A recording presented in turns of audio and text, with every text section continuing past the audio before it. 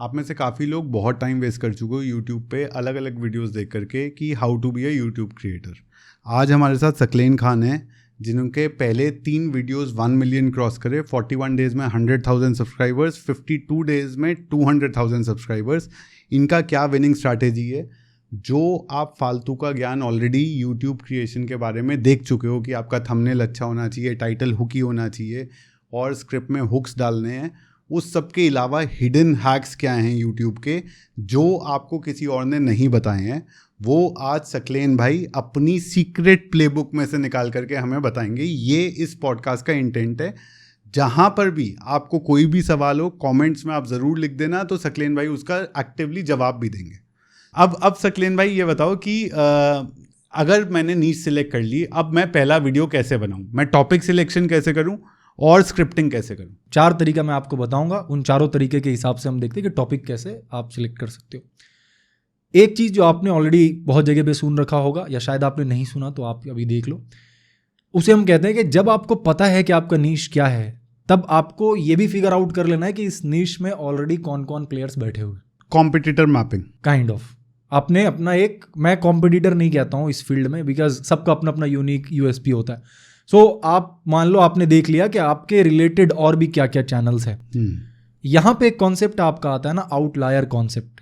मतलब कि आप ये देख रहे हो कि अगर कोई चैनल पे सिर्फ और सिर्फ 100 सब्सक्राइबर्स हैं, ये मैं हाइपोथेटिकल एक सिचुएशन बता रहा हूँ, 100 सब्सक्राइबर्स हैं, बट उनके किसी ऐसे वीडियोज़ है जिन वीडियोज़ पे मान लो 50,000 व्यूज़ है, तो ऐसे वीडियो को हम कह रहे हैं आउटलायर। मतलब कि उनका ऑडियंस साइज या उनका ये ओवरऑल जो भी परसेप्शन है ऑडियंस के माइंड, मतलब ऑडियंस है ही नहीं उनका उतना, बट उनके वीडियो पे बहुत ज़्यादा व्यूज़ आ गया। एक ही इसका क्राइटेरिया है आने का कि वो टॉपिक बहुत शानदार होगा।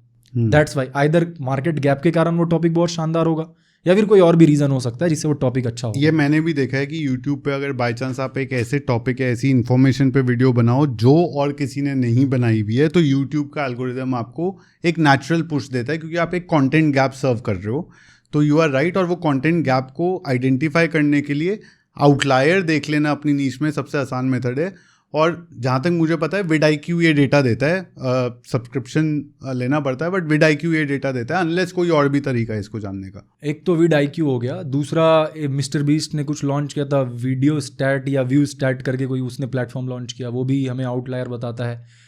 vidIQ में शायद फ्री वर्जन में भी आउटलायर बताता है मे बी, तो आपको वो जाकर मेनली देखना रहेगा कि आउटलायर वीडियो कौन सा है। एक तो ये तरीका हो गया फर्स्ट। तो यानी कि ये फ्री में आप आइडेंटिफाई कर सकते हो। फ्री में अगर आप एक बार चेक कर लेना vidIQ पे हो पा रहा है कि नहीं, अगर अदरवाइज आप एक और भी काम कर सकते हो, आप उस स्पेसिफिक नीश के रिलेटेड कोई टॉपिक आपके माइंड में सर्च कर लो, उसे सर्च करके देखो कि किसका कितना व्यूज आ रहा है, और उसके चैनल पे देख लो एक बार जाके कि यार 1,000 सब्सक्राइबर है बंदे के, बट 1 लाख व्यूज आ गया, मतलब कि इसमें बहुत ज़्यादा पोटेंशियल है। यानी जब आपका पहला वीडियो 1 मिलियन क्रॉस कर रहा था, वो एक आउटलायर कैटेगरी का कंटेंट गैप सर्व कर रहा था? नहीं, वो आउटलायर वाला कंटेंट गैप सर्व नहीं कर रहा था। उसका हमारा जो कोर है वो रिसर्च वाले पार्ट में आएगा। अच्छा, उसमें तो जो हमने रिसर्च और स्क्रिप्ट किया, दैट्स वाई वो आउट परफॉर्म कर रहा है। जबकि इस स्पेसिफिक एजुकेशन वाले फील्ड में देखें, ऑलमोस्ट इंडिया के सारे क्रिएटर ने जो इंफोटेनमेंट कैटेगरी में वीडियोस बना रखे हैं, सो इसमें हम उसमें नहीं जा सकते कि ये आउटलायर वाला है, ये कुछ और आगे आएगा। तो ये आगे अभी आपको उसका भी फॉर्मूला पता चलेगा। ठीक है, सो पहला हो गया कि कंटेंट गैप देख लो। सेकंड, चलो आउटलायर एक आपने देख लिया, आपको आउटलायर अगर नहीं मिल रहा है, सेकंड पे चलते हैं। आपका क्या आपको आता है, लाइक कौन कौन से टॉपिक में आपको ऑलरेडी आप मास्टर करके हो, लाइक उसे सिखा दो। ये मेनली उस तरीके से चैनल पे वर्क करेगी जो टीचिंग वाले चैनल्स हैं। जैसे मैं कॉन्सेप्ट पे पढ़ा रहा था, तो उसमें क्या कर सकता हूँ, मैं मैथ्स का जो आ रहा है वो कंटेंट डाल रहा हूँ क्योंकि वो मुझे आता है। ठीक है, अभी जो मेरा चैनल है उसमें मैं जो डाल रहा हूँ वो मुझे आता है क्या? नहीं, मैं उस फील्ड में एक्सपर्ट नहीं हूँ, बट फिर भी कंटेंट डाल रहा हूँ ना। तो एक तो हो गया कि जो आपको आता है, तो उस पर आप एक अपना पूरा करिकुलम डिजाइन कर लो कि ये जो मुझे आता है इसे पूरे तरीके से डिलीवर करने के लिए दीज आर द टॉपिक्स जिस पे मैं बैक टू बैक वीडियोस बनाऊंगा, तो ये पूरा कंटेंट मेरा कवर हो जाएगा। बट ये स्प्रेइंग द बुलेट स्ट्रैटेजी है कि मैं इतने वीडियो बना दूंगा कि कोई एक जो है शायद चल जाएगा। एक तरीके से ये वो है, क्योंकि आपने अपने मन से एक लिस्ट बना ली है। हाँ, आपने मन से लिस्ट बनाया, बट वो लिस्ट किस चीज़ पे बेस्ड है कि अगर एक स्पेसिफिक चीज़ पे सामने वाले को मास्टर करना है। ये मैं मेनली उसके लिए बोल रहा हूँ जो टीचिंग रिलेटेड चैनल। अच्छा, तो मतलब आप ये कह रहे हो कि उस टॉपिक पे अगर आप नहीं इतना टाइम स्पेंड कर पा रहे तो उस टॉपिक के अंदर वैल्यू ऐसी डिलीवर कर दो जो हम आगे आएंगे अभी जो स्क्रिप्ट और कंटेंट वाले पार्ट पे, तो वैल्यू ऐसी डिलीवर कर दो कि वो वैल्यू की वजह से वो जो है वीडियो खिंच जाए। नहीं, देखो जो आप यूट्यूब पे कंटेंट देखते हो ना वो मेनली दो तरीके का है। एक तो इंटरटेनमेंट के लिए और एक जो है ना वो करिकुलम बेस्ड होता है। तो ऐसे बहुत सारे हमारे व्यूअर्स हैं ना जो किसी टॉपिक के अंदर सिखा रहे होंगे चीज़ों को, स्टॉक मार्केट के ऊपर सिखा रहे हैं तो उसमें करिकुलम है, करिकुलम होता है, तो उनका टॉपिक सिलेक्शन सबसे ईजी है। तो जो पहला वीडियो देख कर गया वो दूसरा भी देखेगा, दूसरा देख रहा है, तीसरा देख रहा है, चौथा देख रहा है, वो पूरा का पूरा आपका वीडियो उसका लाइब्रेरी को देख रहा है। तो ये दूसरा तरीका है जब आप कुछ सिखाना चाह रहे हो। हाँ। तीसरा जो आप टॉपिक का सिलेक्शन करते हो वो आप खुद क्या सीखना चाह रहे हो। तो now you have 3 different methods जिसको यूज करके आप टॉपिक सिलेक्शन कर सकते हो। चौथा मेथड भी हमारे पास है, वो मेथड है हमारे पास गूगल का एक टूल है जिसे हम कहते हैं गूगल ट्रेंड। ठीक है, तो आप गूगल ट्रेंड पे जाके वहां से आप टॉपिक्स को अपना देख सकते हो कि मुझे किस पे बनाना चाहिए। उसका 2 अप्रोच है हमारे पास। आइदर आप पहले से जान रहे हो कि मुझे इस टॉपिक पे वीडियोस बनाना है, 5-6 टॉपिक्स आपके पास है, गूगल ट्रेंड पे जाके आपको सर्च करना है उस टॉपिक का नाम, एंड देन आपको ये देखना है कि इस टॉपिक पे कितना ट्रैक्शन आ रहा है, सर्च वॉल्यूम इसका कितना है। तो जब आप गूगल ट्रेंड पे जाओगे ना वहाँ फिल्टर का ऑप्शन आएगा, आप कंट्री वाइज उसे फिल्टर कर सकते हो and at the same time आप उसे ड्यूरेशन वाइज के साथ पिछले 7 दिनों में क्या है, एंड फिर ग्राफ आ जाएगा आपका। अगर आपको लग रहा है उसका ग्राफ काफ़ी अच्छा है, कंटेंट बना दो। अगर आपको लग रहा है यार ग्राफ तो पूरा फ्लैट है, मतलब उस टॉपिक पे इंटरेस्ट लोगों का नहीं। 4 हमने यहाँ पे तरीका। चार हैक्स वायरल कंटेंट टॉपिक ढूंढने के। पहला है कि कंटेंट गैप क्या है, दूसरा आप अपने करिकुलम के हिसाब से चलो और व्यूअर को अपने यूनिवर्स के अंदर इमर्स होने दो क्योंकि वो हर एपिसोड देख कर जाएगा। तीसरा, जिस टॉपिक पे आपको खुद क्यूरियोसिटी है यानी आप रिसर्च पे अच्छा टाइम स्पेंड कर सकते हो वो करो ताकि रिसर्च सॉलिड हो जाएगा।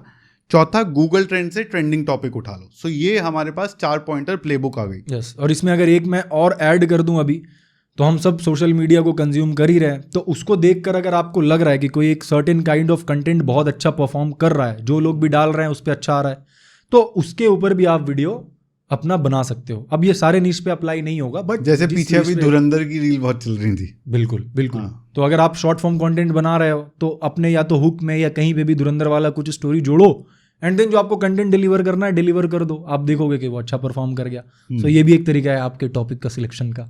ठीक है, सो ये हमारा टॉपिक सिलेक्शन का क्विक प्लेबुक हो गया। अब टॉपिक सिलेक्ट कर लिया मैंने, अब मेरे को जो है उसका रिसर्च करना है। रिसर्च के क्विक हैक्स क्या है? रिसर्च से पहले एक स्टेप आता है जिसे आप अगर मिस करते हो तो आप सब कुछ अच्छा कर रहे हो फिर भी अच्छा वाइब नहीं आ रहा है, और वो है कि आप अपने चैनल को या इंस्टाग्राम पे अगर आप हो तो इंस्टाग्राम के पेज को, बट मेनली हम यूट्यूब के बारे में डिस्कस कर रहे हैं, तो चैनल को ऑप्टिमाइज करो। ऐसा एक वाइब और एक लुक दो ना उसका कि वो देखने में लगे कि आप एक सीजन्ड क्रिएटर हो, मतलब लंबे टाइम से आप खेल रहे हो। होता क्या है ना, आप कंटेंट बहुत अच्छा डिलीवर कर रहे हो, बट अगर किसी को पता चला कि यार ये इसका पहला वीडियो है या नया अभी शुरू ही किया है ये, तो अच्छी बातों को भी आपका वो हल्के में ले लेते हैं। तो ये अथॉरिटी एस्टैब्लिश करने के लिए ना आपका चैनल का एक ऑप्टिमाइजेशन होगा। अब चैनल ऑप्टिमाइज कैसे करते हैं, एकदम स्पीड में इसको बताता हूँ मैं। प्रोफाइल पिक्चर सबको पता है, प्रोफाइल पिक्चर एकदम ऐसा होना चाहिए। अगर आपका फेस वाला चैनल है, पर्सनल ब्रांड बनाना चाहते हो, तो मेक श्योर करो कि आपका फेस क्लियरली विजिबल हो। डिपेंडिंग ऑन कैसे नीश को सिलेक्ट कर रहे हो, कैसे टॉपिक पे बना रहे हो, एक हल्का स्माइल वाला डालो या फिर सीरियस वाला टोन, वो डिपेंड्स, बट फेस एकदम क्लियर होना चाहिए, बिकॉज वही तो आप क्रिएट करना चाह रहे हो कि ये फेस लोगों के दिमाग में आ जाए, तो उसके लिए आप यही करोगे। सेकेंड, चैनल का जो बैनर है ना वो एक बहुत ही इंपॉर्टेंट रियल एस्टेट है, और नए चैनल के लिए तो बहुत इंपॉर्टेंट है। मतलब उसको देखकर लोगों को पता चल जाएगा कि आप क्या बना रहे हो, बिकॉज आपके पास शुरुआत में 4-5-6 वीडियोज हैं, लोग समझ नहीं पा रहे क्या कर रहे हो, बट बैनर देखकर समझ सकते हो। तो बैनर को एकदम क्लीन रखो एंड उस पे हो सके तो मेंशन कर दो कि आप किस टॉपिक पे वीडियोस एक्सपेक्ट करोगे। सो 3 टॉपिक्स है, तीनों को आप मेंशन कर दो, और बस ज्यादा उसमें ये नहीं, एकदम क्लीन रखना है। ये चीज आपने कर दिया। चैनल का नाम, अगर पर्सनल बना रहे हो तो सिंपली अपना नाम रखो, ज्यादा कुछ नहीं सोचना है उसमें, सिंपल अपना नाम रखो। मैंने बहुत कुछ देखा है एस्थेटिक सा नाम खोज कर, जैसे इंस्टाग्राम पेज का रखते हैं वैसे यूट्यूब चैनल का रखते हैं, वो याद नहीं रहता ऑडियंस को, और याद नहीं रहेगा और वो इमैच्योर वाइब देगा। ऑडियंस जो है यूट्यूब का अलग है इंस्टाग्राम से, यहाँ पे ना थोड़ा सा प्रोफेशनल वाला वाइब आता है एज कम्पेयर टू इंस्टाग्राम। तो आप यहाँ पे अपने पर्सनल नाम पे चैनल का नाम रखो। डिस्क्रिप्शन, उस पे जाके 2 से 3 लाइन में आप ब्रीफली बता दो क्या एक्सपेक्ट करना है और मैं क्या इस पे दूंगा, खत्म। ये आपका प्रॉपर चैनल ऑप्टिमाइज हो गया। ये करने के बाद इवन आप पहला वीडियो भी अपलोड करोगे ना, और वो वीडियो थोड़ा भी अच्छा हुआ तो ऑडियंस को लगेगा कि नहीं, इसे ऑलरेडी कंटेंट क्रिएशन का गेम आता है ना। आप कहीं बाहर गए, रास्ते में खड़े थे, किसी ने एक दूर से फोटो खींच लिया और आपने उसका लगा दिया प्रोफाइल पिक्चर, तो अच्छा वीडियो भी आपका खराब होगा। और इसी से जुड़ी हुई ये बात है कि आपके पहले ही वीडियो से आपको 1 लाख सब्सक्राइबर आए थे, यानी आपका पेज जो है वो पहले से ऑप्टिमाइज था एक प्रोफेशनल लुक के लिए, इससे पहले कि आपने पहला वीडियो अपलोड करा था। एग्जैक्टली आप एकदम टू द पॉइंट जा रहे हो। आप मेरे प्रोफाइल पिक्चर को देखोगे without seeing my subscriber count तो आपको लगेगा चैनल बहुत पुराना और बहुत प्रोफेशनल है, बिकॉज प्रोफाइल पिक्चर इस तरीके से अगर यूज किया जा रहा है मतलब इसे आता है। फिर आप चैनल पेज पे गए, वहां पे आपने बैनर देखा, आपको लग रहा है भाई बहुत क्लासी और बहुत सिंपल है, मतलब इसे पहले से ये कहीं ना कहीं कुछ ना कुछ कर रहा है, क्योंकि न्यू क्रिएटर ऐसा कैसे कर सकता है। सो चैनल लुक मैटर करता है। ठीक है, सो ये आपने पहले चैनल ऑप्टिमाइज करा, फिर आप पहले वीडियो की तैयारी में लगोगे, यानी कि रिसर्च का सेगमेंट आएगा। एग्जैक्टली हाँ, अब रिसर्च देखिए, क्विक हैक बताओ कि कम समय में ज़्यादा रिसर्च कैसे हो जाए, कम समय में ज़बरदस्त रिसर्च कैसे हो जाए। अब रिसर्च जो होता है ना वो भी कंटेंट वाइज डिपेंड करता है ना। तो मैं अपने कंटेंट पे ही नहीं जाऊंगा, क्योंकि ऑडियंस हमारे पूरे वैराइटीज ऑफ ऑडियंस है, अलग अलग चीज़ों को लेकर कोई कुछ बनाना चाहते हैं। रिसर्च को आप इस तरीके से समझो, एक आपका स्पेक्ट्रम है। जो हम लोगों की वीडियोस को देखते हो, आप सकलैन हो या नीतीश भाई हो या और भी ऐसे क्रिएटर्स अगर हैं, तो उनका वीडियोस इस स्पेक्ट्रम में यहाँ पे आएगा, हाईली डीपली रिसर्च्ड वीडियो। आपने कोई ऐसा नीश सिलेक्ट किया है जहाँ पे ज़रूरत नहीं है, तो फिर उतना वक्त भी बर्बाद नहीं करना है आपको उस स्पेक्ट्रम में हो सकता है यहाँ पे रहोगे, यहाँ नहीं जाने की ज़रूरत है। तो पहला स्टेप जो आप कुछ भी करो, किसी भी तरीके का कंटेंट क्रिएट करो, रिसर्च प्रोसेस में आपको अप्लाई करना है, वो ये है सिंपली आप जिस भी टॉपिक पे वीडियो बनाना चाह रहे हो, there is a high probability किसी ने बना रखा है। ठीक है, पिक कर लो 5, 6, 7, 8 वीडियोस उसका पिक करो, पूरे वीडियोस को अच्छे से देखो, पेन और पेपर लेकर रहो, जो चीज उससे निकाल सको सब निकाल कर आप बैठ जाओ। एक स्टेप तो ये है कि बस यहीं तक रुक जाओ आप, क्योंकि आपने 10 लोगों का वीडियोस को देख कर लिखा है, तो उन 10 वीडियोस का वैल्यू कहीं ना कहीं आप अपने वीडियो में डिलीवर कर दोगे। तो ऑडियंस 10 वीडियोस को देखकर जो सीखेगी वो आपका देखकर सीख लेगी। तो ऑडियंस का आपने वक्त बचा दिया, जिसके लिए आपको रिवॉर्ड मिलेगा कि वीडियो आपका अच्छा परफॉर्म कर रहा है। ये बहुत बेसिक मैंने आपको बता दिया। अब एक स्टेज इसका अगर आगे जाते हैं तो फिर मैं ये देखूंगा कि इन्होंने क्या कवर नहीं किया है। 10 वीडियो देख लिया मैंने, मुझे लगा कि okay these are the like points जो इन्होंने कवर किया है, what are the points left. अब आप उसके ऊपर रिसर्च करोगे, है ना। अब उसको रिसर्च करने के लिए आपके पास मल्टीपल तरीका है। एआई का यूज़ करो आप, है ना। एआई का यूज़ करके, वो चाहे जेमिनाई हो, चाहे क्लाउड हो, चाहे जो भी आपको अच्छा लगता है यूज़ करना, आप उस पर जाकर रिसर्च कर सकते हो। या फिर आप सिंपली गूगल पे सर्च करो उस टॉपिक के बारे में और 4-5 आर्टिकल्स को बेसिकली खोज खाज कर पढ़ना लिखना, ये सब आप करोगे। अब ये जो रिसर्च होगा ना, इसका मैं प्रोसेस बताता हूँ। ये तो मैंने बता दिया करना क्या है। अब जब आप रिसर्च करोगे तो रिसर्च में एक चीज़ होता है कि आपके पास डेटा आया, बट आपने पहला वाला रिसर्च जो पेपर पढ़ रहे थे, जब 10th वाला रिसर्च पेपर पढ़ोगे, पहले वाले का आपके दिमाग से गया ना। आपको उसका नाम पता है, ना लिंक पता है, ना ही आपने क्या वहाँ से इंफॉर्मेशन इंपॉर्टेंट लिया था वो भी नहीं पता। तो गूगल डॉक्स पे आप एक शीट बना लो अपना, गूगल डॉक्स पे आकर एक डॉक्स क्रिएट कर लो एंड वहाँ पे 2 कॉलम बना लो आप टेबल लेकर। ठीक है, एक कॉलम में डेटा, दूसरे कॉलम में सोर्स। सिंपल, आप चलते जाओ, डेटा सोर्स हो गया। और जितना भी आप कर सकते हो 10, 15, 20 आर्टिकल्स पढ़ के, डिपेंडिंग ऑन अगेन आपका टॉपिक। अब सपोज कोई ऐसा है जो न्यूज़ बेस्ड कंटेंट बना रहा है, तो वो क्या है कि 2-4 अगर पढ़ लिया, वो न्यूज़ में तो वही है, सारे लोग वही कवर करेंगे, कुछ नया नहीं है उसमें। तो वो 4-5 देखकर आप अपना रिसर्च वहीं पे रोको। आप ज़्यादा अंदर अभी और जाने की जरूरत नहीं, क्योंकि है नहीं उसमें कुछ। और आपको टाइम सेंसिटिव कंटेंट है, टाइम सेंसिटिव कंटेंट है, लाइक आज हुआ आपको कल या परसों डाल देना है, तो उसके लिए तो ये प्रोसेस आप अप्लाई करोगे।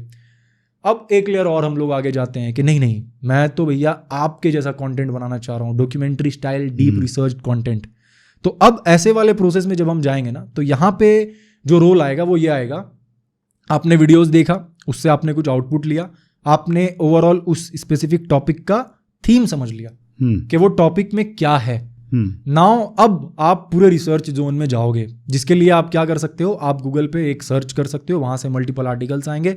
उन आर्टिकल्स में जो आपको अननोन फैक्टर्स लग रहा है, उसके अंदर आप डीप डाउन जाओगे। ठीक है, डीप डाउन जाके आप और कंटेंट निकालो, और वो जो गूगल डॉक्स मैंने बताया उस पर लेफ्ट राइट करके पूरे चीजों को लिखते चले जाओ। ठीक है, एंड एक लेयर और डाउन जाना चाहते हो कि नहीं, मेरे को कंटेंट रिसर्च भी चाहिए, क्रेडिबल भी चाहिए, बहुत अच्छा बायसनेस वगैरह नहीं चाहिए। ठीक है, जो पॉलिटिकल कंटेंट्स जो बनाते हैं उनको ये फॉलो करना होगा।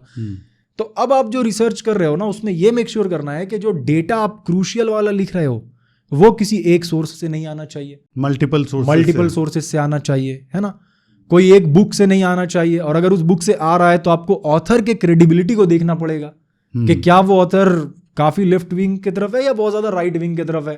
अगर वो बहुत ज्यादा राइट विंग की तरफ अलाइंड है, ऑब्वियसली उसके थॉट प्रोसेस, उसके राइटिंग में वो चीज आपको दिखेगा, and you don't want to build a perception कि आप भी राइट विंग वाले हो या लेफ्ट विंग वाले ही हो।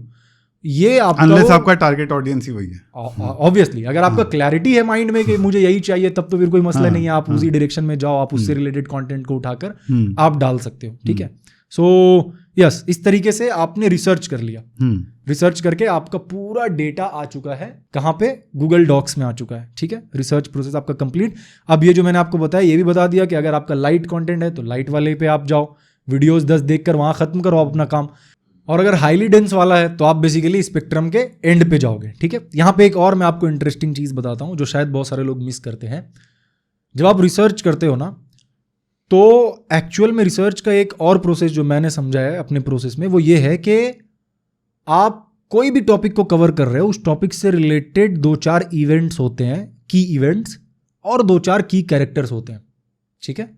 अगर आप उस 2-4 की इवेंट्स और 2-4 की कैरेक्टर्स के बारे में इन डेप्थ अच्छे से रिसर्च कर लेते हो, दिन आपका रिसर्च बहुत स्ट्रांग हो गया। यानी कि अगर मैं इसको समराइज करूं तो सबसे पहले यूट्यूब पे आपने रिलेटेड कंटेंट देखा और उसका एक मैप बना लिया कि क्या क्या ऑलरेडी कवर्ड है, क्या क्या कवर्ड नहीं है। उसके लिए आपने खुद जा कर के रिसर्च करी और अपने सारे सोर्सेज का एक गूगल डॉक बना लिया। अब आपके पास 2 चीज़ें हो गई, क्या ऑलरेडी है, क्या नहीं है। फिर एक बहुत इंपॉर्टेंट चीज़ जो आपने बताई कि जितने भी की लोग हैं, जैसे अगर आप बिजनेस की बना रहे हो तो उसमें इलॉन मस्क, जेफ बेजोस और बिल गेट्स, सैम ऑल्टमैन, ये 3-4 जो की कैरेक्टर्स आपके स्क्रिप्ट से रिलेटेड हैं, उनको ज़रूर उनके बारे में पढ़ो कि वो उस टॉपिक के बारे में क्या कह रहे हैं। सिमिलरली जो 3-4 इवेंट हुए हैं उसमें बड़े, जिसके बारे में मीडिया में ज़बरदस्त कवरेज हुई है उन इवेंट्स में, जो टाइमलाइन इवेंट्स हैं एक तरीके से, उनके बारे में पढ़ के रिसर्च करके उसको भी अपनी रिसर्च में इंटीग्रेट करो, तो एक आपको कंप्लीट पिक्चर मिल जाएगी उस टॉपिक की। एग्जैक्टली। और तो ये 4 स्टेप प्रोसेस। कोई भी आप टॉपिक को उठाओगे ना, उस टॉपिक से रिलेटेड कुछ ना कुछ इवेंट्स होगा ही होगा। हाँ, कुछ इवेंट्स के बारे में अगर आपको अच्छा से पता है तो आप उस टॉपिक को प्रॉपर्ली समझ पाओगे। अगर खुद आप नहीं समझ पा रहे हो तो फिर आप समझा नहीं पाओगे, तो ऑब्वियसली उसे खुद समझना है, एंड कैरेक्टर तो इन्वॉल्व होंगे। और वो फिर आपके सर्च में भी जो है कीवर्ड्स लग जाते हैं बेसिकली, कि कभी भी कोई वो कीवर्ड सर्च कर रहा है तो आपका वीडियो रैंक कर सकता है। करेक्ट, ये भी कह सकते हो आप। जैसे अभी जो सिस्टम पूरा चल रहा है, पहले हम बोलते थे एसीओ कर लो, टाइटल ऐसा लिखो जो एसीओ ऑप्टिमाइज्ड हो, डिस्क्रिप्शन हम बहुत केयरफुली लिखते थे। अभी हमारा एसीओ टाइटल और डिस्क्रिप्शन से बढ़कर स्क्रिप्ट पे जा चुका है। तो लाइक जब आप वीडियो अपलोड कर रहे हो, जेमिनाई पूरे ट्रांसक्रिप्ट को अपने पास रख रहा है, and based on that transcript आपके वीडियो को रैंक करना है, सजेस्ट करना है, वो डिसाइड कर रहा है, ना कि बेस्ड ऑन योर डिस्क्रिप्शन। अब आप डिस्क्रिप्शन में कुछ भी लिखो, वो पकड़ेगा जो आपने एक्चुअली बोला है वही। करेक्ट। सो ये हम स्क्रिप्टिंग पे आ गए। रिसर्च डन, रिसर्च हमारा पूरा हो गया। अब हम स्क्रिप्ट कैसे ऐसी बनाएं कि जो सुने वो उसमें खो जाए और बंध जाए। परफेक्ट। तो देखो, पहले तो रिसर्च से स्क्रिप्ट पे जो आप ट्रांजिशन करोगे, उस ट्रांजिशन को समझना है, क्योंकि अगर आपने रिसर्च प्रॉपर कर लिया और ये जो ट्रांजिशन बता रहा हूँ इसे आपने नहीं किया तो आप स्क्रिप्ट नहीं लिख पाओगे। तो जब आपने रिसर्च किया ना, आपके पास बहुत सारा डेटा आएगा, है ना। अब बहुत सारा डेटा आया, बट डेटा सबके पास है, आपके पास, मेरे पास, सबके पास डेटा है, लेकिन कोई उसे प्रेजेंट तो नहीं कर पा रहा है प्रॉपर। तब ना आप वीडियो बना रहे हो जो ऐसा प्रेजेंट करोगे कि सारे लोग देखें। तो उसके लिए आपको क्या करना है, आपने जो भी रिसर्च किया है ना, उन सारे रिसर्च वाले चीज को सबसे पहले एक सिंपल काम, क्रोनोलॉजिकल ऑर्डर में अरेंज कर दो। ठीक है, क्रोनोलॉजिकल ऑर्डर मतलब क्या हो गया, डेट वाइज आपने पूरे फैक्ट्स को अरेंज कर दिया कि 1901 में ये हुआ था, 1902, 3, 4, 5, 6 all the way up to 1947, and that's why partition हुआ। अब आपको एकदम क्लैरिटी है उस टॉपिक के बारे में। या मैं इसको वाइडर कर दूं, अगर आप किसी सेलिब्रिटी की लाइफ में कुछ हुआ उसके बारे में बना रहे हो, तो वो जब छोटा था बचपन में क्या हुआ उसके साथ, फिर जवानी में क्या हुआ, फिर शादी में क्या हुआ, उसके बाद बच्चे कौन थे, ऐसे करके आपने क्रोनोलॉजी में उनकी पूरी लाइफ लगा दी जिसके बारे में भी आप बना रहे हो। करेक्ट, ठीक है, ओके। सो नाउ अब आपके पास जो रिसर्च डेटा था, जो बिखरा हुआ था, वो अब एक स्ट्रक्चर में आ चुका है। आप चाहो तो सिंपली उसे भी वीडियो बना सकते हो, बट नहीं, अभी हम स्टोरी टेलिंग में जाएंगे, कैसे स्क्रिप्ट लिखना है, उसे और इंटरेस्टिंग कैसे बनाना है। तो उसे देखने के बाद आपके पास पूरे के पूरे टॉपिक का ओवरऑल पिक्चर आ गया है, ठीक है। अब मैं जो प्रोसेस ऑफ यूज़ करता हूँ, सबका अपना अपना स्ट्रक्चर होता है, मैं जो प्रोसेस यूज़ करता हूँ वो मैं बताता हूँ। वो जो मैंने क्रोनोलॉजिकल ऑर्डर में अरेंज कर रखा है ना, वहाँ से मैं ये देखूंगा कि कितना कंटेंट, कितना बकेट्स बन रहा है, बकेट्स, ठीक है। अब ये बकेट्स क्या है? बकेट्स आप इस तरीके से समझो कि जो भी आप अच्छे मूवीज़ को देखते हो या फिर जो भी आप अच्छे कंटेंट को देखते हो, एग्जांपल ले लेते हैं, आपने धुरंधर 1 मैं देखा हूँ और तो धुरंधर 2 मैं नहीं देखा। 1 अगर मैं देखा हूँ सो भूल जाते हैं क्या प्रोपेगेंडा था, क्या था, नहीं था, उसे एक पल के लिए हटा देते हैं। बट अगर हम सिर्फ कोर कंटेंट के बारे में बात करें, स्टोरी टेलिंग के बारे में बात करें, तो कहीं ना कहीं उसमें दम था। दैट्स वाई इतने सारे लोग उसको देखने गए। बिल्कुल, वो अलग चीज़ है कि आप उसको बाद में अपने एंगल से जो है आप अपना ले सकते हो, बट हम स्टोरी टेलिंग के पर्सपेक्टिव से भी बात करेंगे। अगर आप उसे देखोगे तो आपको क्या समझ में आएगा कि वो कंटेंट जो है वो बकेट्स में बटा हुआ रहता है, चैप्टर वाइज कंटेंट है, ठीक है। तो सबसे पहले आपको एक कॉन्टेक्स्ट दिया जाता है, ठीक है। कोई भी टॉपिक पे आप वीडियो बना रहे हो तो उसका कॉन्टेक्स्ट बहुत ज़रूरी है। अब मैं यहाँ पे बैठा हूँ, ठीक है, अब अचानक से हम दोनों एक दूसरे को मारने लग गए। कोई थर्ड पर्सन आया, डायरेक्टली देख रहा है, हम दोनों एक दूसरे को मारने लग गए। अब मैं आपको ज्यादा मार रहा हूँ, आप कम मार रहे हो, तो बॉडी भी आपकी ज्यादा है। हाँ। सामने वाला जो है वो फिर मुझे बोलेगा यार तू गलत कर रहा है, क्यों मार रहा है उसे। अब मैं अगर उसे कॉन्टेक्स्ट दे देता हूँ कि थोड़ी देर पहले आपने मेरे साथ ऐसा किया था, दैट्स वाई मैं आपको लाइक पीट रहा हूँ, तो अब ये कॉन्टेक्स्ट क्लैरिटी होने के बाद वो बोलेगा और मार। समझ रहे हो आप? तो ऑडियंस को जो आप बता रहे हो वो ऑडियंस इन्वेस्टेड है कि नहीं डिपेंड करता है आपने कॉन्टेक्स्ट दिया है कि नहीं उसे, ठीक है। तो अब अगर धुरंधर में आप देखोगे तो शुरुआत का सीन हमारा स्टार्ट होता है एक प्लेन से, जहाँ पे कुछ पाकिस्तानी लोग एक प्लेन को हाईजैक करके रखे हैं। वहां से हमारा एक नेगेटिव पूरा बन रहा है कि यार इन्हें तो हमें मारना है किसी भी तरीके से, कॉन्टेक्स्ट सेट है ना। उसके बाद फिर हम सेकंड स्टेप में जाते हैं जहाँ पे फिर आगे की बातों को करते हैं। तो अगर किसी भी स्टोरी को आप देखोगे तो वो 3 एक्ट स्ट्रक्चर में आता है। 3 act structure: context, conflict and resolution.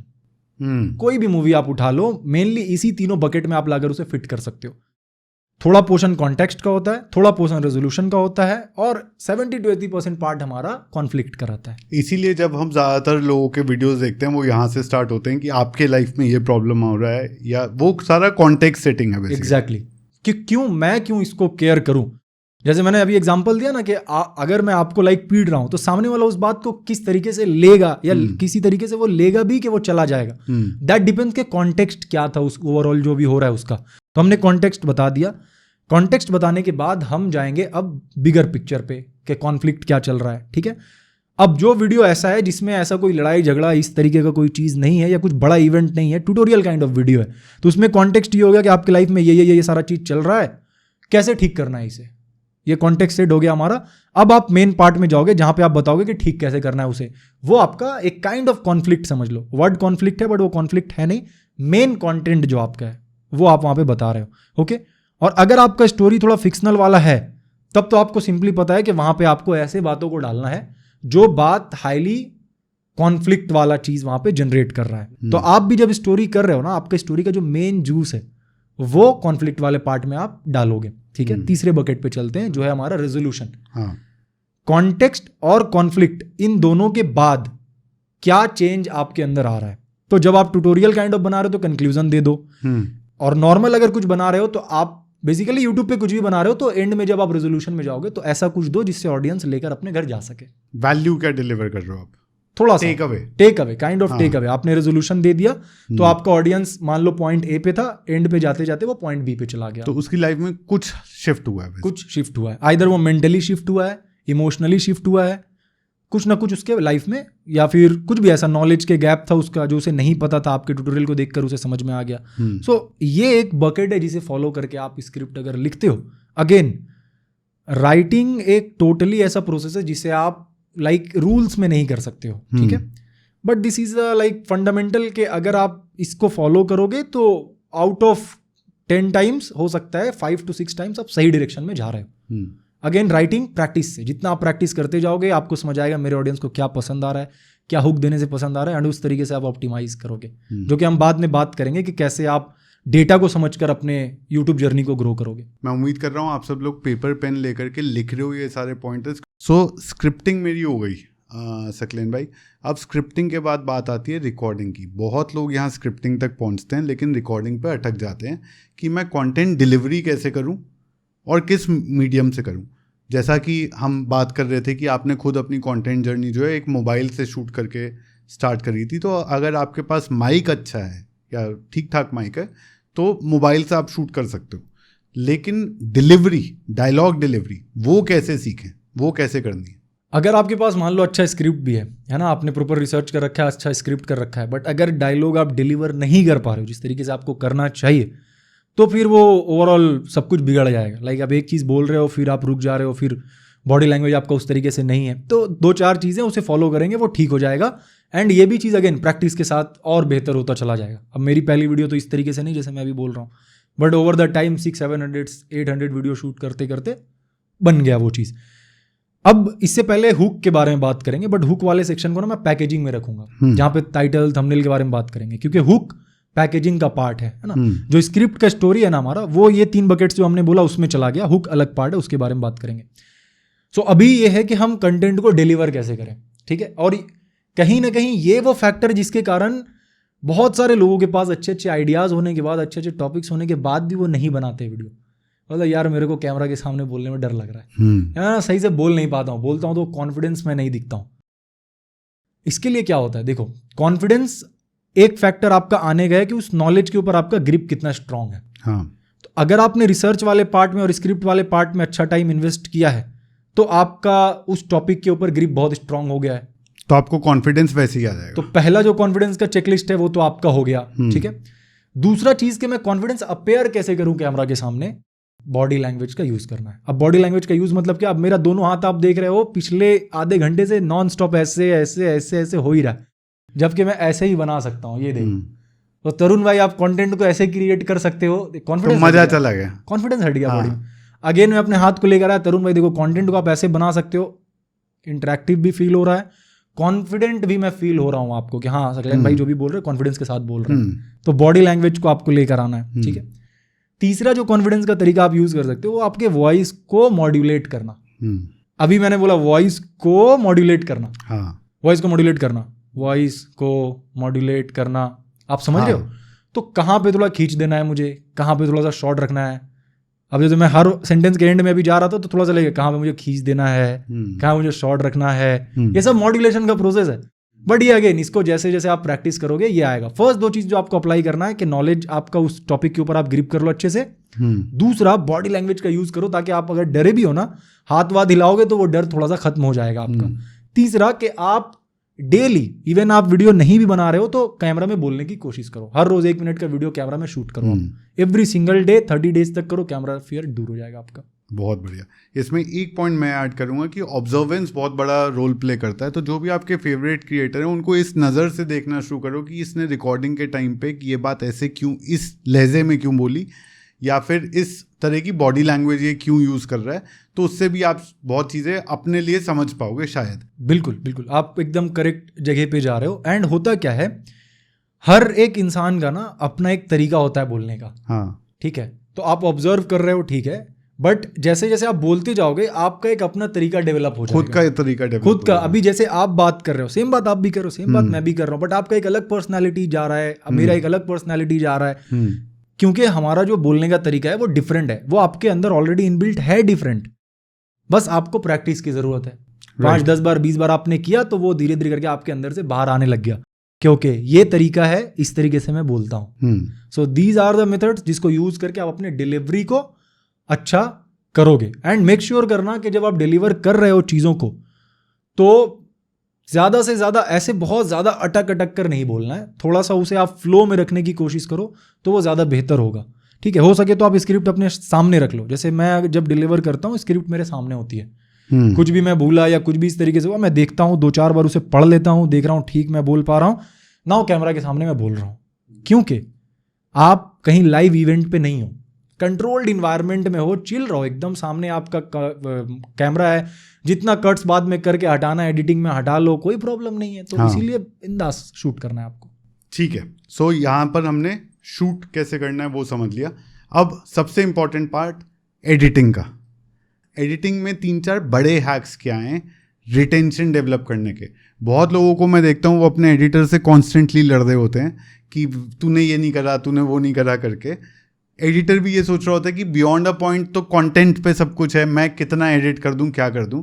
तो एडिटर के पर्सपेक्टिव से एडिटिंग में 3-4 बड़े हैक क्या हैं जो ज़्यादातर एडिटर्स को भी नहीं पता है। ओके, सो सबसे पहले तो मैं ये बोलूँगा कि अगर एक कंटेंट खुद में ही अच्छा नहीं है, यानी आपने रिसर्च वाले प्रोसेस को स्किप किया एंड स्क्रिप्ट वाले प्रोसेस को स्क्रिप्ट किया एंड डायलॉग डिलीवरी वाले प्रोसेस को भी स्क्रिप्ट किया, नो मैटर कितने अच्छे आप एडिटर को ले लो, आप उस लेवल पे कंटेंट को जो आप चाह रहे हो नहीं अचीव कर सकते। बिल्कुल, टू बी ऑनेस्ट, कितना एडिट करोगे आप? हाँ। नाउ अब मान लेते हैं आपने कंटेंट अच्छा लिखा, रिसर्च भी अच्छा है, डिलीवर भी अच्छा किया, एडिटिंग में चले आते हैं।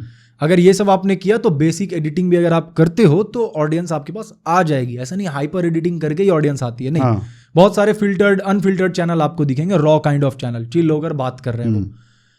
उसमें जो सबसे इंपॉर्टेंट चीज होता है ना, वो होता है फ्लो को मेंटेन रखना। अब फ्लो को मेंटेन रखना एडिटिंग में क्या चीज है? हर एक का बोलने का एक फ्लो होता है, कोई फास्ट बोल रहा है, कोई स्लो बोल रहा है। एज एन एडिटर आपका क्या काम है कि उसके जो नेचुरल पेस है उसको बनाए रखना। अगर उसका बोलने का तरीका थोड़ा आराम आराम से है तो जबरदस्ती कट्स लगा कर उसे रोबोट्स की तरह तेज मत कर दो आप।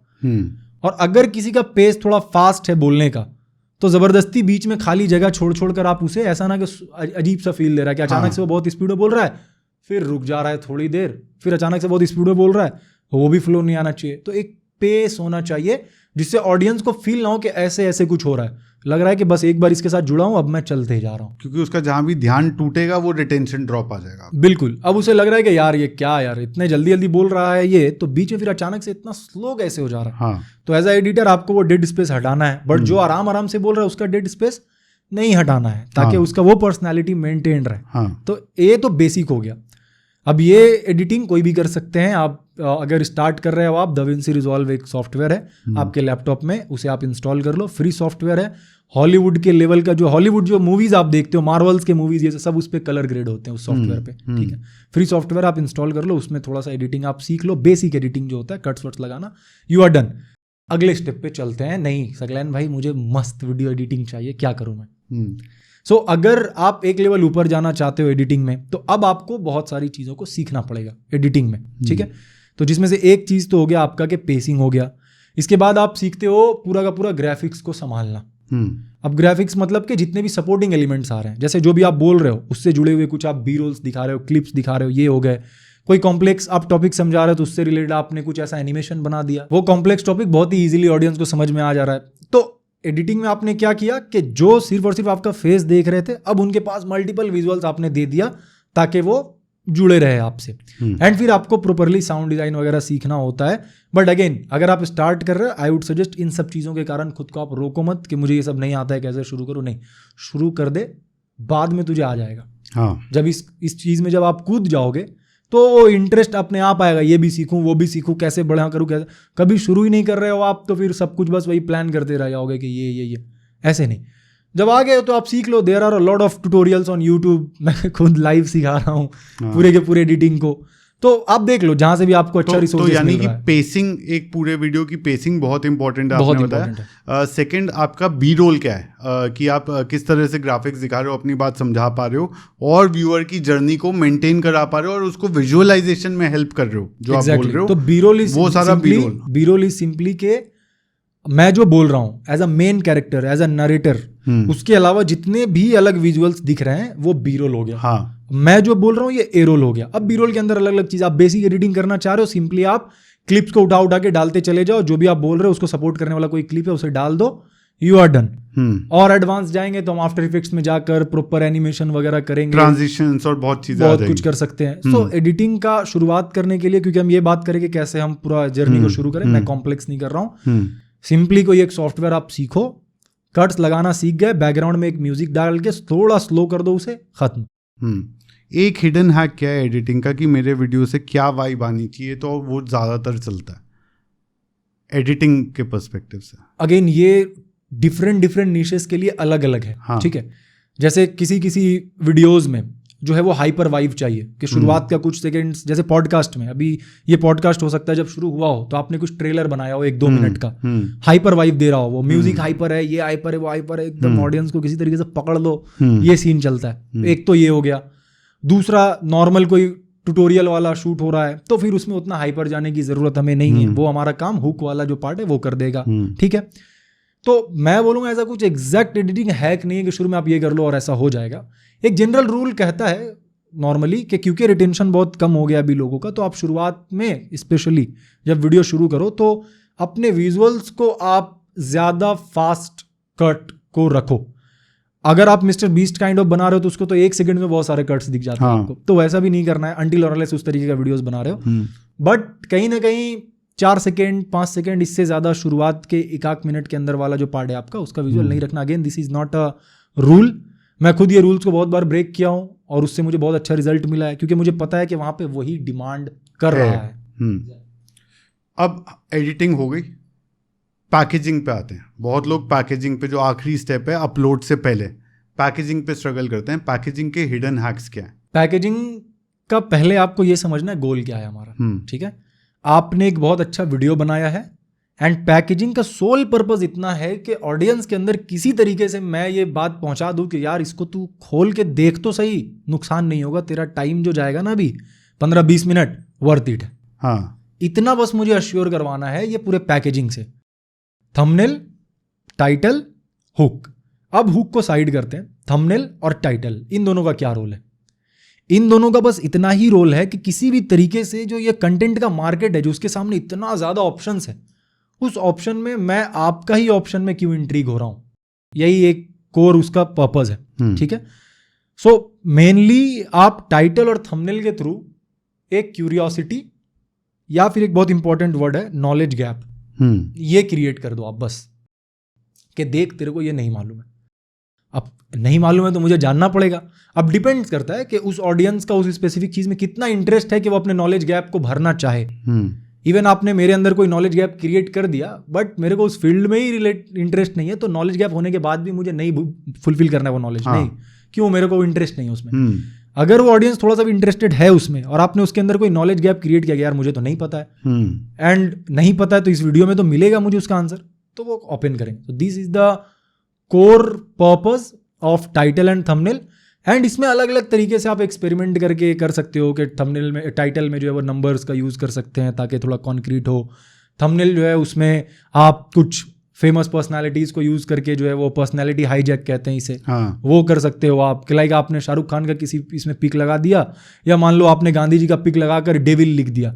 अब वो खतरनाक सा एक आपने क्या किया, पर्सनालिटी को कैप्चर करके हाईजैक कर लिया और उसके फेस वैल्यू पे आप व्यूज़ ला रहे हो, ये है। या फिर थंबनेल से कुछ ऐसा हो गया कि किसी का बिलीफ सिस्टम चैलेंज कर रहे हो आप, जैसे एजुकेशन ट्रैप। एजुकेशन और ट्रैप दोनों वर्ड एक साथ नहीं बैठ सकता है, या तो एजुकेशन बोलो या ट्रैप बोलो आप, बट एक साथ बैठा रहे हो आप, तो किसी के बिलीफ को आप चैलेंज कर रहे हो। सो ये थंबनेल है। मोटा मोटी तौर पे ये दोनों मिलकर सामने वाले के अंदर एक नॉलेज गैप क्रिएट करना चाहिए। जितना स्ट्रांग नॉलेज गैप क्रिएट होगा उतना हाई चांस है कि वो क्लिक करके अपने उस गैप को भरने की कोशिश करेगा। क्यूरियोसिटी और शॉक अगर बैलेंस होकर के आ जाता है तो वो एक आइडल थंबनेल बन जाता है। शॉक आई डोंट थिंक के करेक्ट वर्ड है कि नहीं। अगर इसका एक ही वर्ड निकालना है आपको तो नॉलेज गैप। नॉलेज गैप, हाँ, एक वर्ड नॉलेज गैप। थंबनेल और टाइटल देखकर नॉलेज गैप उसके अंदर अगर आ जाता है, जितना ज्यादा इंटेंसिटी में वो आ रहा है, there is a high chance उस पर क्लिक करेगा, बशर्ते वो उस स्पेसिफिक चीज में इंटरेस्टेड हो। ठीक है। सो ये हो गया हमारा पैकेजिंग। ये हमने 2 बात किया, एक टाइटल और एक थंबनेल। हाँ, हुक शुरुआत का जो हमारा है, जिसके पीछे हम लोग सब पागल हैं। पहले 10 सेकंड में क्या बोल दूं, पहले 1 मिनट में ऐसा क्या बोल दूं कि ऑडियंस को पकड़ लूं मैं, है ना। हाँ। अब हुक का काम क्या है?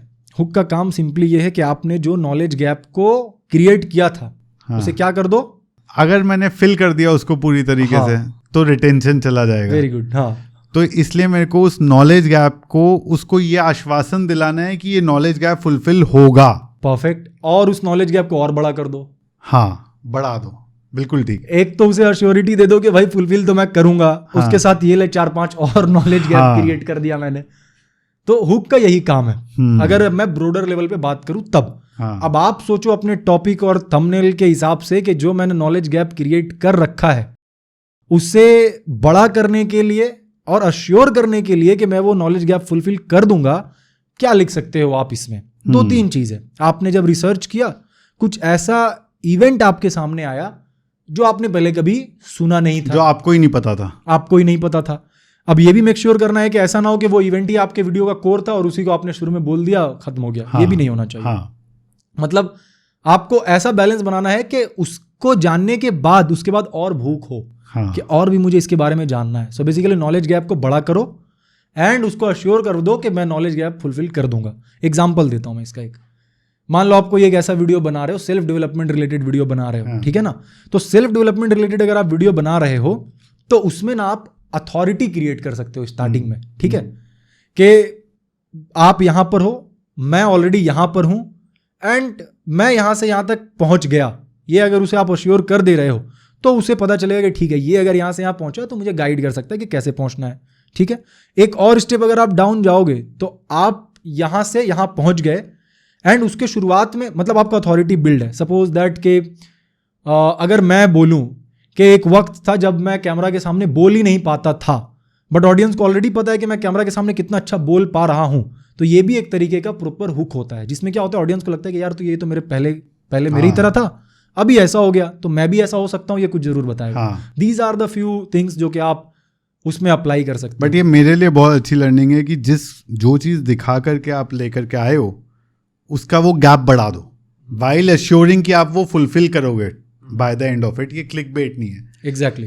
तो मेरे पास सकलेन भाई, हमने एक कंटेंट क्रिएशन के सारे स्टेप्स कंप्लीट कर लिए, तो 2-3 ऐसी कौन सी चीज़ें हैं जो इस पूरी जर्नी में कवर नहीं हुए हैं पर बहुत इंपॉर्टेंट हैं एक सक्सेसफुल कंटेंट क्रिएटर बनने के लिए? जब हम कंटेंट क्रिएशन कर रहे होते हैं ना, तो इसमें क्या होता है कि एक चीज, एक परसेप्शन, एक हमारे दिमाग में ना एक ये होना चाहिए, एक इमेज जो मैं अभी आपको बता रहा हूँ, ये इस तरीके से है कि आपके पास मल्टीपल कार्ड्स है, आप कार्ड्स फेंकते जा रहे हो, फेंकते जा रहे हो, फेंकते जा रहे हो, फेंकते जा रहे हो, किसी भी कार्ड में आपको सक्सेस मिल सकता है। ये माइंडसेट पहले आपको डालना है। अब किसी का पहला कार्ड जो है वो बहुत अच्छा चला गया तो उसे अर्ली सक्सेस मिल गया, किसी का 10वां कार्ड बहुत अच्छा चला गया तो वो उसको बाद में 10 वाले के बाद सक्सेस मिल गया, किसी को 40वां कार्ड अच्छा चला गया तो उसको उस तरीके से मिला।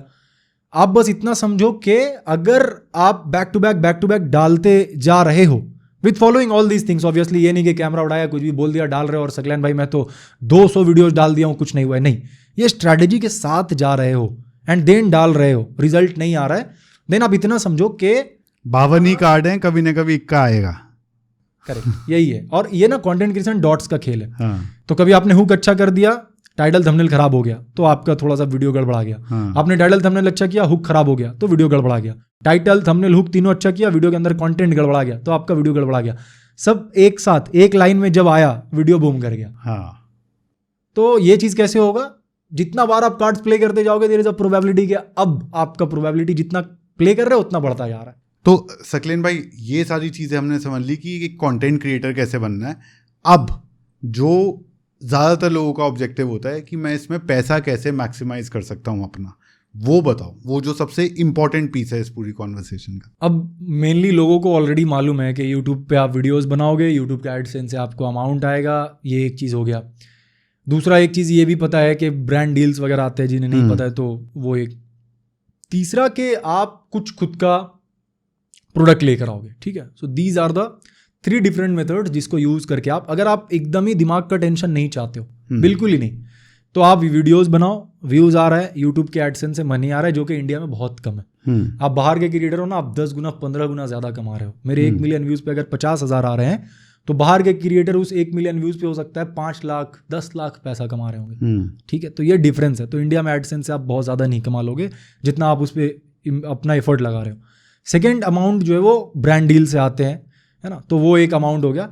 तीसरा जो मुझे लगता है काफ़ी बहुत सारे लोग इसे फॉलो नहीं कर पाते, बट वो चीज़ है कि खुद का आप कुछ ऐसा प्रोडक्ट लॉन्च करो या कुछ इस तरीके का छोटा बड़ा कुछ भी, जिससे आप थोड़ा और अपने बिजनेस नॉलेज को भी एक्सपैंड कर पाओगे। जब आप ऐसा कुछ अपलोड करोगे ना, कोई भी कोर्स, कंटेंट, कोई टेम्पलेट, कुछ भी जो आपके ऑडियंस के लिए जेन्युइनली हेल्पफुल हो, तो मनी तो आप वहाँ से अर्न कर रहे हो, एट द सेम टाइम आप बिजनेस को भी समझ रहे हो। तो आप एक और चीज़ में अपने माइंड को अच्छे से प्रॉपरली ट्रेन कर रहे हो और एक और चीज़ में आप अपना नॉलेज बढ़ा रहे हो। So these are the 3 things जो आई थिंक के आपको ध्यान देना है।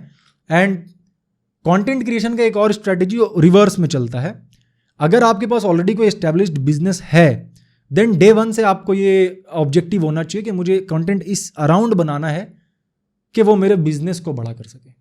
तो ये एक ऑब्जेक्टिव हो सकता है आपका शुरू से ही, डे वन से ही आप ये ऑब्जेक्टिव के साथ जैसे अगर आप वास्तु एक्सपर्ट हो फॉर एग्जांपल, या आप एआई एक्सपर्ट हो, तो आप एआई के बारे में कंटेंट बनाओ ताकि आपको वो क्लाइंटेल आए जो अथॉरिटी आपकी मानती है एआई में और आपको एआई रिलेटेड सर्विसेज के लिए हायर करे। एग्जैक्टली। जैसे मेरे कोहट में बहुत सारे ऐसे एक रियल इस्टेट में वर्क कर रहे हैं, ऑलरेडी काफ़ी अच्छे एस्टेब्लिश्ड है, रियल इस्टेट में वर्क करते हैं वो मेरे वो कोर्स के पार्ट है, कोहट के पार्ट है। क्यों? क्योंकि वो ऐसा कंटेंट बनाना चाह रहे हैं या ताकि वो स्पेसिफिक बिजनेस को और एक्सपैंड कर सके। एक और स्टूडेंट है जो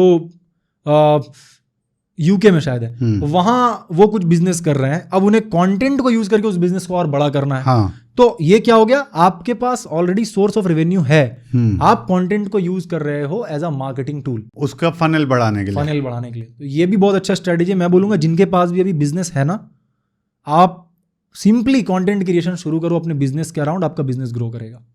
सुपर। आई थिंक सकलेन भाई बहुत ज़बरदस्त, कम से कम आपने 6 साल का ज्ञान दे दिया।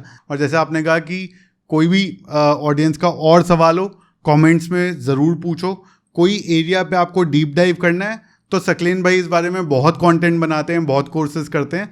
तो आप सकलेन भाई एक्टिव रहेंगे कमेंट बॉक्स में, तो कुछ भी सवाल हो आप पूछो and he will answer. I will try my best to answer. जो भी क्वेश्चंस अगर ऐसे जेन्युइन हुए तो मैं क्वेश्चन कोशिश करूंगा कि उसका आंसर करूं।